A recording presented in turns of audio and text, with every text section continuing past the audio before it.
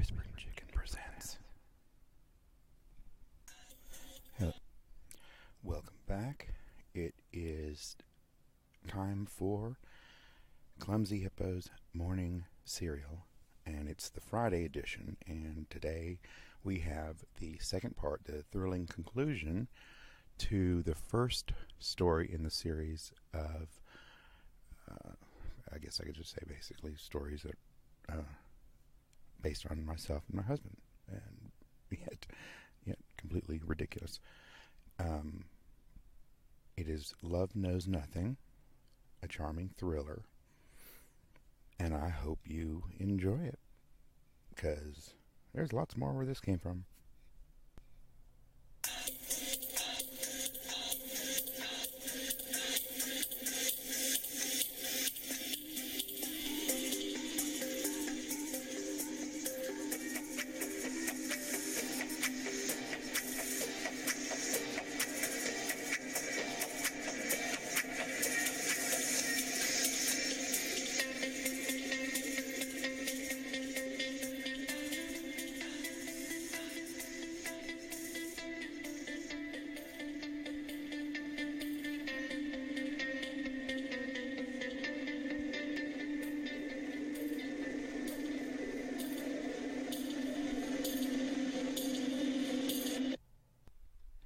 Previously on Love Knows Nothing, a charming thriller.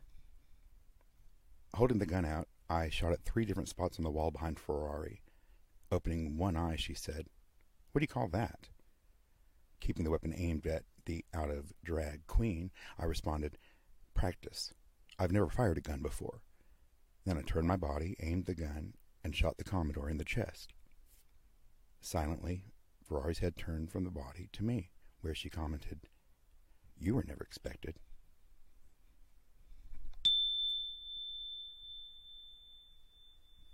The hissing sounds I was hearing were coming from my car, or my car's tires. It was unbelievable, or totally believable, depending on how you were looking at it. It was just dawning on me that my tires had been too recently slashed when I heard the approach of heels on asphalt.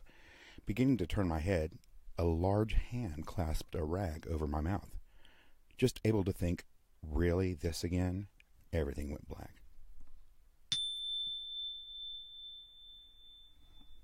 "You knew I was wearing Kevlar," he responded. "But that isn't what you meant, is it?" "Well, then, let's get busy." Rapidly scanning our surroundings, I said in a shocked tone, "I hardly think this is the time or place for that," as I casually removed my jacket. "No," the Commodore began, stopping because he was laughing. "I'm in the business of getting you out of here." Wiping his eyes, he looked at me dazzlingly. "You need to leave," he continued to instruct me. "No, you need to leave," I proclaimed defiantly. Then, changing my mind, I said, "No, actually I do need to leave, because I got what I came for." With that mysterious proclamation, I started towards the door. "Don't go to work tomorrow, or rather tonight." His voice was calm, not suspicious, but suggestive. "Look, Goldfinger, us nobodies need to actually work for a living." And after informing him so, I turned again to leave. "You aren't nothing," he said firmly, stopping me again. Turning, I asked what he meant. "You're not nothing, not to me," he said as he took a step towards me. Moving closer, I studied his face. Such a familiar face, but no, it was him, all of him. This man was someone. Such feelings never came from strangers. With the wonderful thought that I was under no obligation to do anything I said, "This is all lunacy," and walked back out into the land of the reality. And now the conclusion. My coffee had brewed, and I sat down to watch the evening news. When my phone rang from an unknown number, it didn't surprise me. Emboldened by the action of the day, or tired from lack of sleep, I answered. It was Ferrari. "What are you doing?" she asked. "Chilling before work," I answered. Her pace quickened. "Good. Tonight is the pageant. Things are already tense without even thinking about the contestants." Then she shouted, "Hey, why the hell are all those drugs still here? They should be traveling." Coming back to me, she lowered her voice. "I need you to do something for me. Tonight." "I thought you'd never ask," I said blandly while I turned the television volume down. Laughing, Ferrari told me, Don't lose that sense of humor, Cheeks. I mean, don't lose it, Cheeks. It's one of the things keeping you alive. No pressure, then, with stakes that low, I said. You mentioned needing me to do something? Oh, yeah, she became more focused. I'm hearing there may be trouble tonight, so I installed a panic button under your register. I don't think I need to tell you how to use it. What is baton? I asked. Shut up, smartass, Ferrari scolded as she giggled. Hey, what do you think of the new guy, Commodore? Is that the one I shot? I feigned memory loss.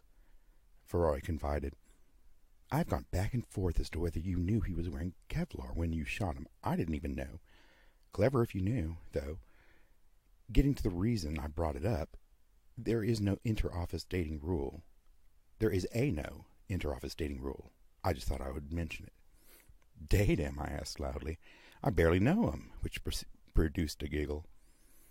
Keep your distance for a bit, Ferrari advised. I'm keeping my eye on him for now. Then loudly, oh my God, what is that, some sort of wiener cat? Oh, I thought a ferret was the prickly one. Oh, is this the crown for tonight's pageant? As with every conversation with Ferrari, there came a point when you knew she was not returning to the call, and you hang up the phone. My phone immediately rang again. I picked it up and asked, Wiener cat? A man laughed, and I heard the Commodore's voice charm my ears. I've never heard of a wiener cat. Forget it, I barked. How'd you get my number? Wait, never mind. Why are you calling me? I managed to swing the sentence so that by the end it sounded pleasant. To make sure you don't go to work, he said. I asked, why are you concerned so much with my job attendance? More insistent, he said, why are you suddenly so concerned with matters above your pay grade? Offended, I snapped at him. Besides being repeatedly kidnapped? Yes, he snapped back. Besides that, why can't you let it go? Once again, I found myself only coming up with an answer. The one answer I was trying to avoid giving. You, I finally confessed, a bit weakly for my ego. I don't know why, I don't know what, but from the moment I saw you, I can feel it when we are apart, and it hurts. I need to be where you are. My cheeks blushed for the first time, and my hand covered my mouth. I was hoping you would say something like that, the Commodore said right before there was a knock at the door. In that moment, there was nothing else. Suddenly, everything was right. A hello kiss contained a hint of what took you so long in it. After I closed the door, the Commodore took me by the hand and led me to the bathroom. Laughing, I rerouted him to the more appropriate bedroom. Working with Ferrari should be a legal excuse to speed. Neatly placing the ticket on the neat stack of additional tickets, I closed the glove box and drove off. The Commodore was going to be mad when he woke up and found me gone.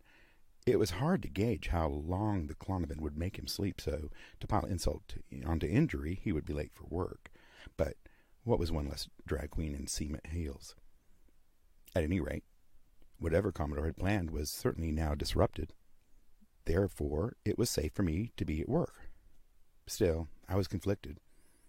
I've only ever been on one side, mine, but lately I've been having to remind others, as well as myself, of this. Over the past 24 hours, I've had to completely restructure how I viewed my world in my head. Going back to work was essential. I had stumbled upon a subculture that I wouldn't quite say lives up to being embroiled in, but certainly entangled. With an opportunity like the pageant in progress, Ferrari would hardly be in her office. Finding out what I could would be best before going to the authorities.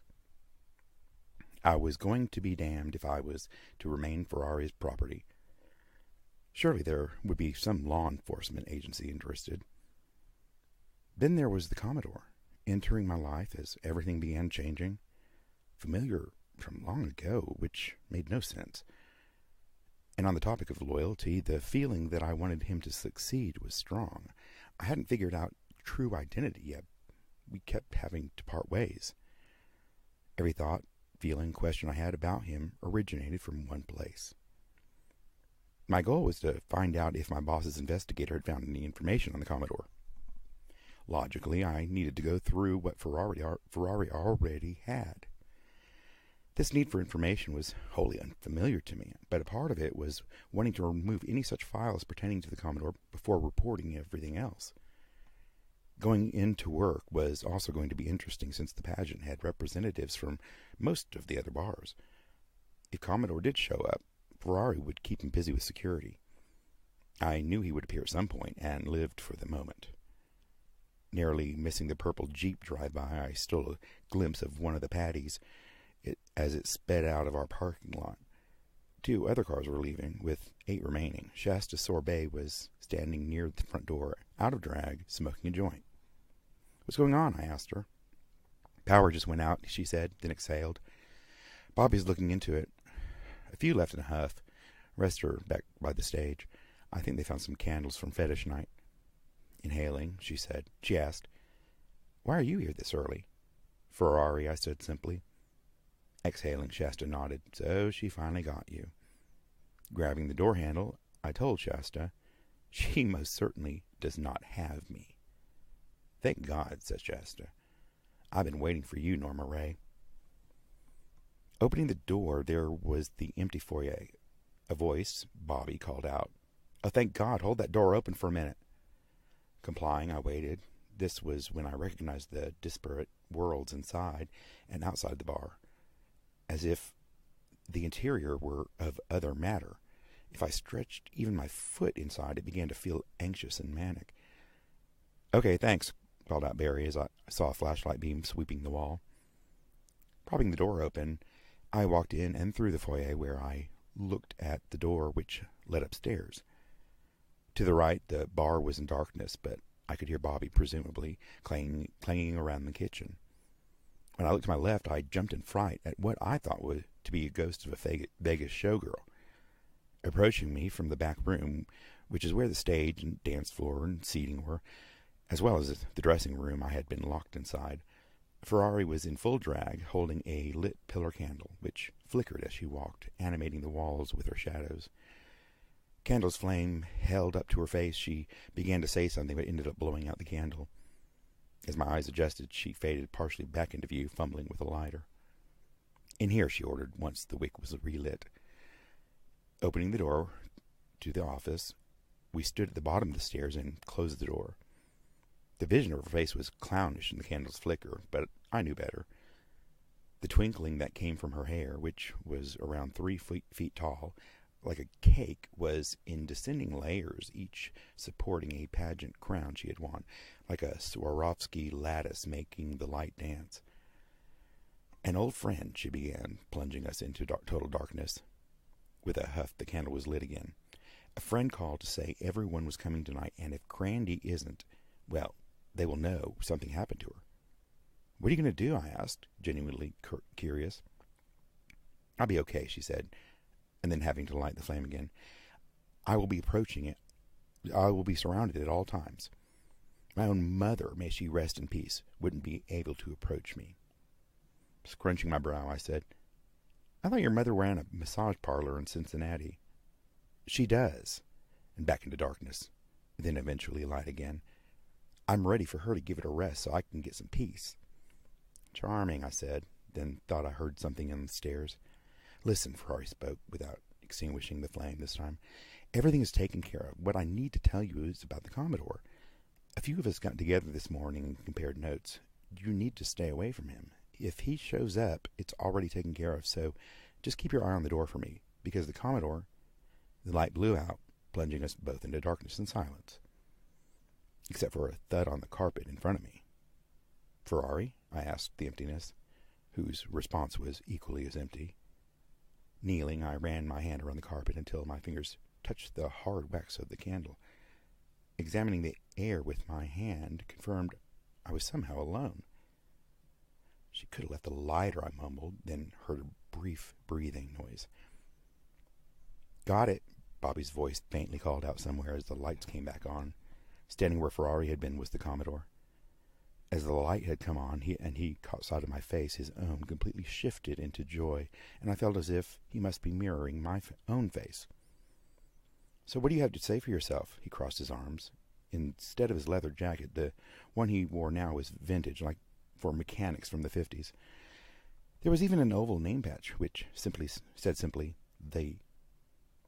For myself, I responded in semi-mock shock. How is yourself even awake? After a short raspberry noise, he said, "Please." I built up a tolerance to everything. Giving him a skeptical stare, I asked, "Everything?" "I am undruggable." Taking my arm, he tried to lead me upstairs. "We need to get you out of here before it's too late." "Excuse me," I argued, tugging on my arm, but with no desire to disconnect. "We don't have to get me anywhere. I have a job responsibility, and I plan to put my full effort into shirking it in order to be near you." Letting my arm go, I was compensated by a kiss, brief, but serving its purpose.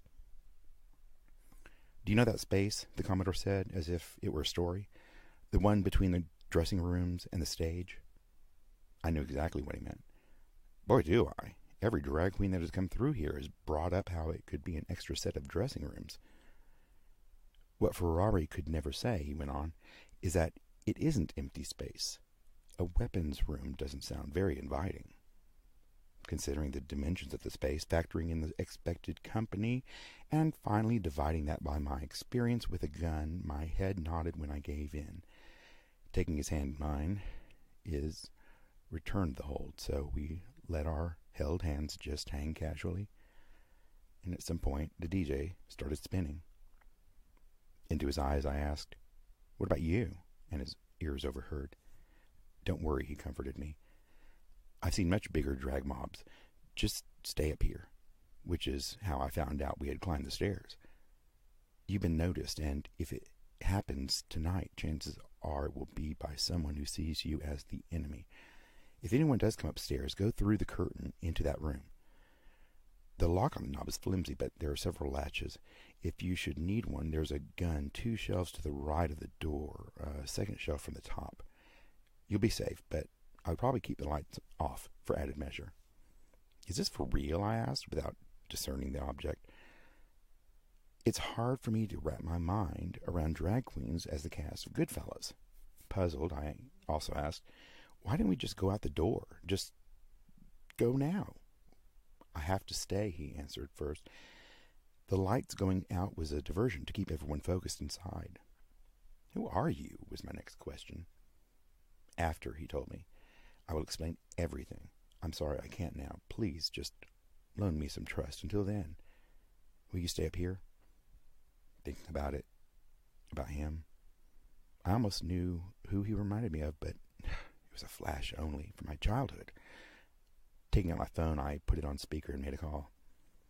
"Hey, where are you?" Bobby asked, confused. "I'm at the airport," I said. "I can't make it in. It's the craziest thing." "Whoa," Bobby interrupted. "You were here a few minutes ago." "I have no idea what you're talking about," I lied.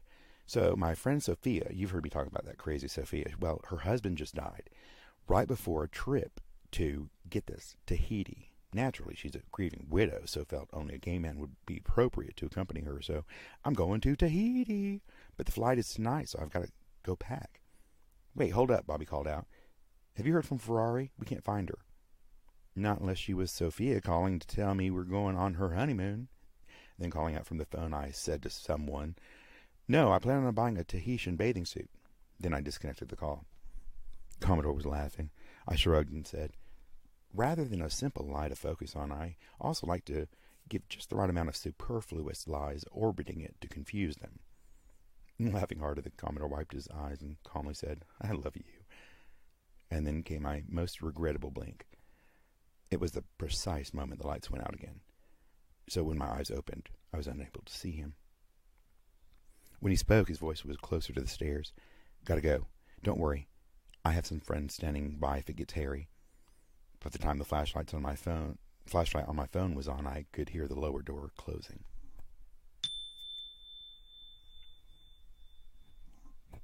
Nervously standing at the top of the stairs, I listened to the hubbub which had gathered near the entrance. Enough phones were being used as light, judging by the way beams kept crossing the edges of the door, and a couple of people started yelling and then abruptly stopped. In an instant, it sounded as if the cast of any Real Housewives were downstairs. Indistinguishable words were shouted in an untuned chorus, with an occasional clear word ringing out such as "you" or "over" or "and filth." Then two voices were calling the same thing randomly, one clear call. "Ferrari!" Turning the light off of my phone, I felt my way over to the far wall and waited. If waiting for gunshots was what I was waiting for, then I was done waiting very fast. A laugh escaped unexpectedly. The situation just became so absurd I gave up on trying to reason with the idea. And then the door downstairs abruptly opened. Someone down there was fighting. Enough light was present to allow me safe passage to the opening in the curtains swiftly. Bodies began to tumble up the stairs with yells and screams and a crunching sound from time to time. There were three who emerged.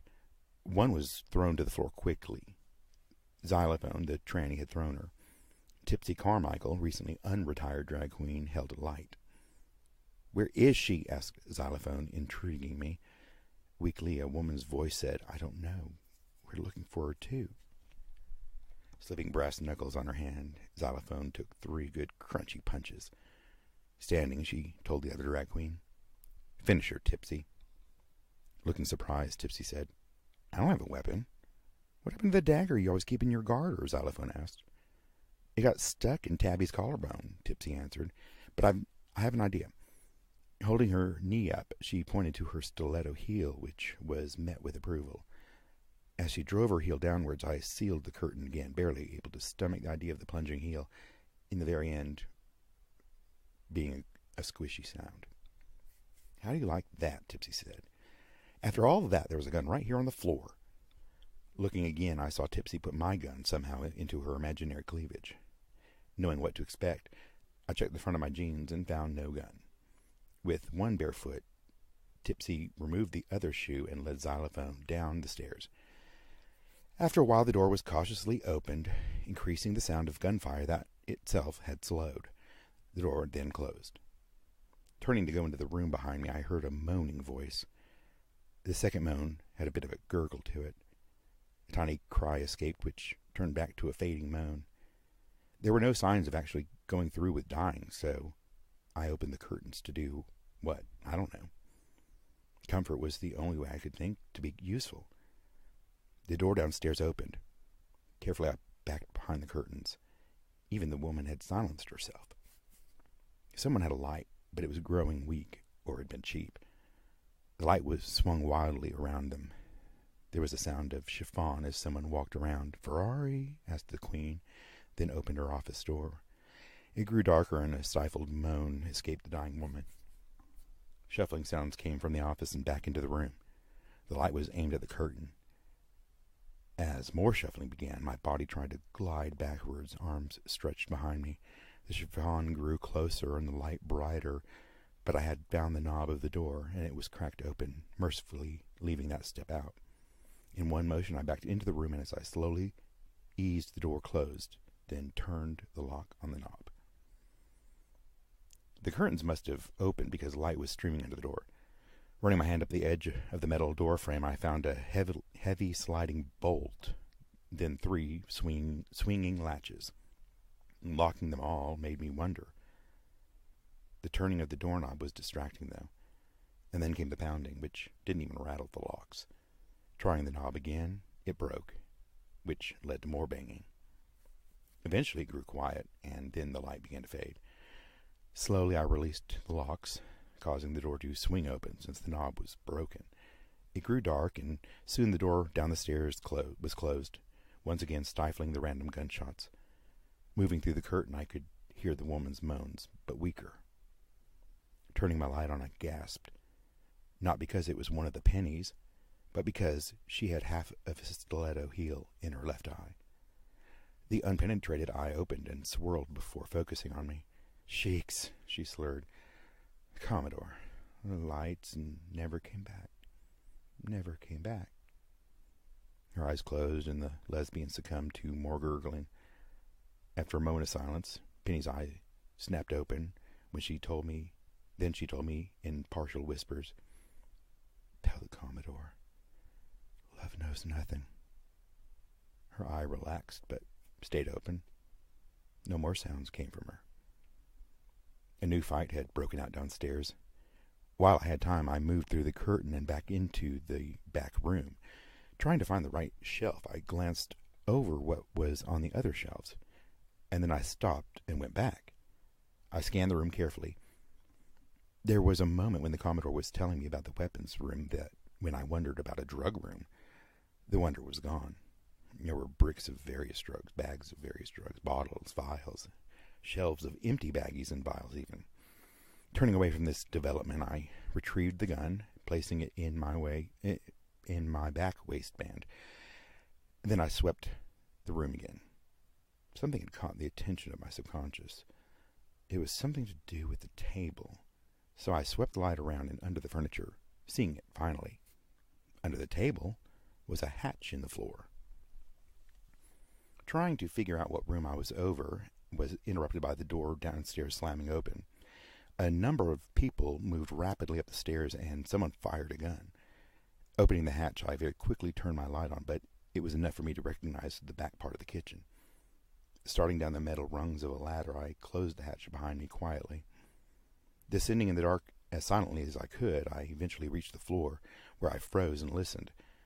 Just about to turn the light on, the door opened into the outer part of the kitchen. Light swept in, revealing a pile of dead drag queens on the floor. "You can't hide," said a husky voice. "I know you came in here." Light was growing brighter as it came into the back kitchen. Pressing myself against a pantry shelf, I saw the beam stop. "See? Done told you."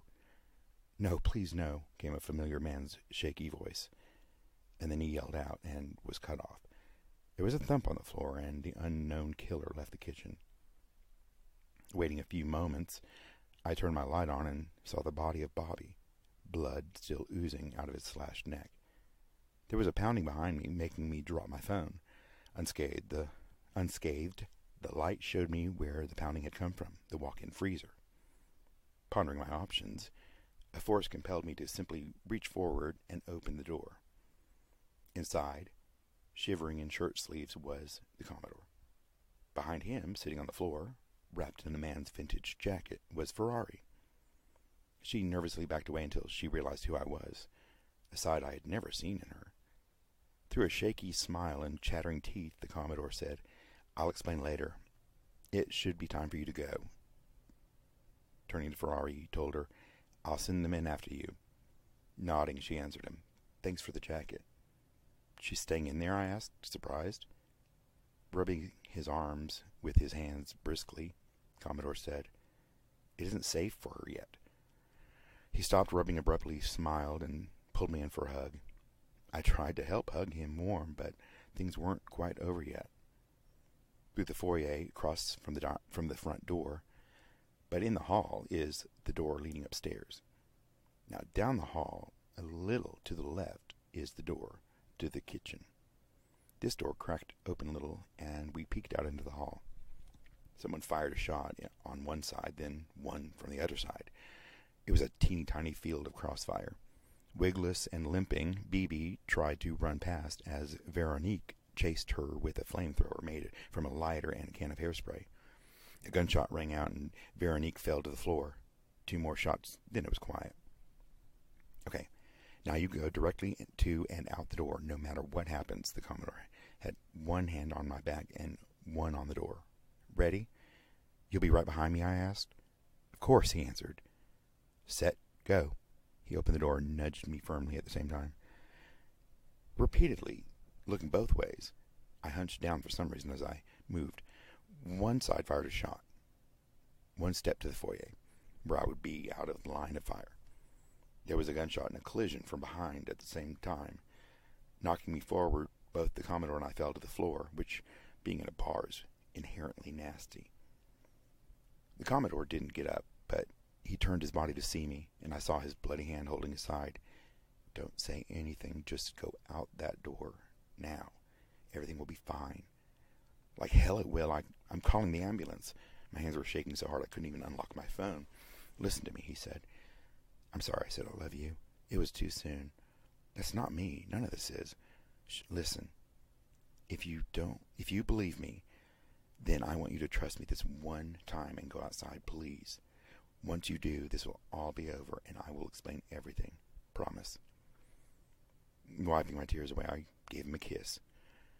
An appropriate one. Not a goodbye kiss. This was not the end. He convinced me. Standing, I choked up when he closed his eyes, but walked outside nonetheless. The lights were bright, and my eyes blurred at the sudden change. There were cars parked any old way, with men and women kind of hanging around, all dressed similarly. Focus returned, and they had noticed me, standing with purpose and drawing weapons. A man moved forward towards me, causing the letters on his vest to become clear. DEA. Please, I said with my hands up, my friend has been shot. The expressions on their faces concerned me until I studied the other side of the doorway they looked through, the one I had just emerged from. It was a collage of weave, tulle, shoes, blood, and bodies. What is your name, sir? Asked the man nearer to me. A question that causes me to cringe.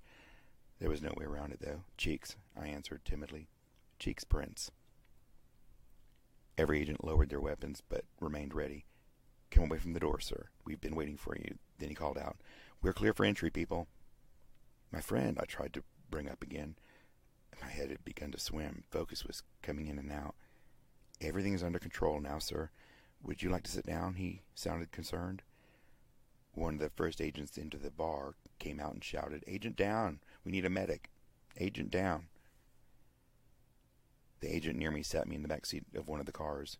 When I turned to thank him, I threw up in his face and then passed out. It was as if a bubble had formed around the bar. It was quiet, despite the neighboring traffic. The air was still. Going back to get my car the next day was more than I expected. It was everything but the bodies. Dried pools of blood with a bangle bracelet resting there. A purse with a roll of duct tape sticking out over there.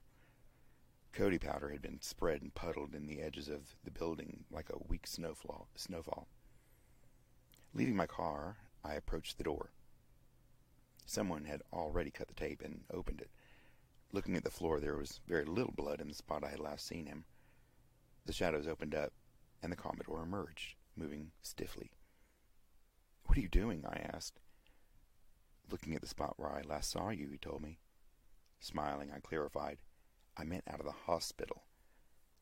Stepping closer and to better view, he admitted. You wouldn't come see me, so I had to find you. Ashamed, I said. I'm sorry. I had a lot to think about. I get it, the Commodore said, smiling slyly. He reached out his pinky finger towards mine, holding it there until I acquiesced and hooked on. Commodore had been working with the DEA for years on the secret mob families in the drag culture. He came to town with Penny. They worked from different angles. The drag father's identity was a secret for a long time, but they knew she was reckless, foolhardy. What they didn't expect was discovering Ferrari is in the witness protection program. Grandy found out and was blackmailing her. They were obligated to protect her during the melee. I was thrown when I saw you, the Commodore admitted. It was a welcome interruption. Unexplainable. It was as if I had been forgetting to look in your direction. When I did, there was nowhere else for me to look. I don't know. Penny would have been able to put it better. Oh, I exclaimed. Penny sent you a message, and I've been wondering what it meant. She said to tell you that love means nothing. Starting with a smile, he frowned and covered his face for a moment. Leaving the tears, he proclaimed, God bless Penny. I'm going to miss her. She used to tell me that love knew nothing and not to limit the love you could discover. Love knows nothing of race, gender, age, class. It doesn't know hurt, doubt, poverty, disease. Love knows nothing but love. It only wants love. It only gives love.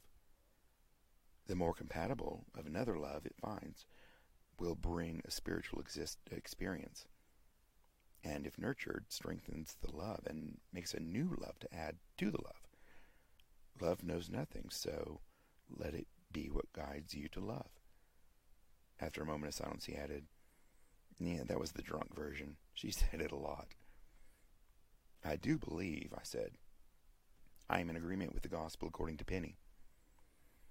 I'm not sorry for what you said. I love you too. And I'm done trying to figure out how or why. It's canon now. Stunning him, I declared. One day I'll figure out why it feels like I know you. What seemed like an endless amount of silence passed before the Commodore said, I got a job offer. Well, that sounds promising, I said, offering skeptical positivity. It's pretty much where I've been headed, and, well, I said yes. He wasn't as excited as I felt he should be. Congratulations, I asked, causing him to laugh and relax a little. The thing is, I have to relocate. Not far. Atlanta. He was being more positive now. My smile felt less than convincing. My guts wrenched. This was worse than the kidnappings. It's just down the road. If we keep in touch, we can meet up from time to time. The brief intensity was going to end. That once-in-a-lifetime moment of actual love at first sight was being wasted. It was hard keeping my composure. The Commodore was smiling like he was up to something.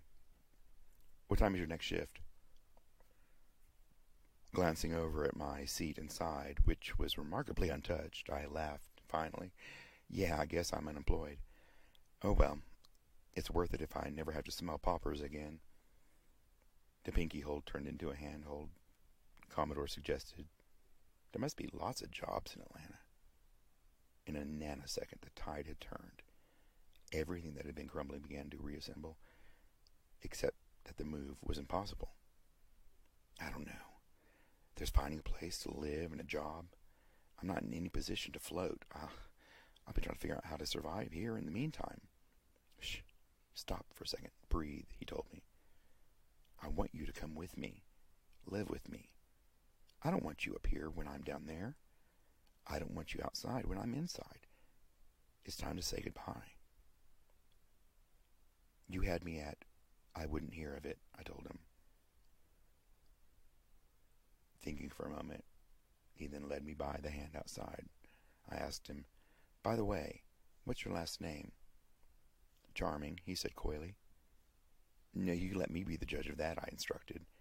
Chuckling, he cleared things up. No, my last name is Charming. Swinging his hand in mine, I commented, of course it is. What is this new job, anyway? In a matter-of-fact way, the Commodore answered, I can't tell you. Of course you can't, I said, smiling broadly. Not about his job thing or my job thing. Not about the moving thing, the name thing, or the prospect of finding a new career thing. My smile was because of the unexpectedly for the first time in my life I knew nothing thing.